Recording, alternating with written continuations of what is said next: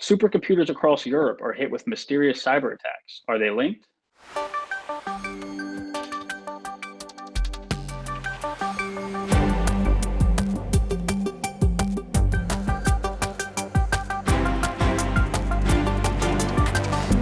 So, Mike, I hear you have a story about how compromised supercomputers were used in crypto mining. Yeah, Chris, a bunch of interesting kind of details in this one. So like you mentioned, focuses on supercomputers, and about a dozen of them across Europe have had their access disabled due to various security incidents. So supercomputers, powerful hardware-based clusters used for more, scientific mathematical modeling. They tend to be more open, right, to promote collaboration and sharing across the community. So on May 11th, the UK National Supercomputing Service, known as Archer, put out an announcement they were disabling logins due to some exploitation of their login servers. They basically posted that they're going to require passwords and SSH keys to be reset whenever service is restored. Following that week, a total of about 9 different supercomputing projects in Germany announced similar incidents that were affecting their clusters. They were disabling access. And then on Saturday, the Swiss Center for Scientific Computing, again, reported something very similar. So there's this European grid infrastructure, which basically links a lot of these different advanced computing efforts across Europe. And they put out an advisory for 2 of the compromises with some details, which appear to link to the same actor. So basically, SSH credentials were compromised. They were used to laterally move across these clusters and, like you said, install this Monero crypto mining, but various resources kind of related to that. Their CSIRT team, the EGI, put out a report. They found that one of the miners was only running at night to try to avoid being detected.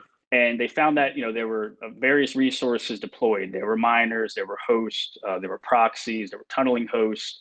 And the CSIRT report actually has a bunch of IOCs for the IP addresses and also for the file system paths for the various malware. CrowdStrike also published some Yara rules for the 2 malware binaries that get compiled on the systems. They show you the paths are kind of hidden in these font directories.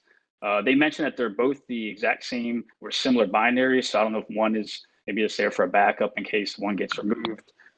Still a lot of investigation. A lot of these systems are still not online, still recovering. And, given the scale, given kind of these common targets, it seems a little too coincidental that they're not all linked, but, kind of still to be determined.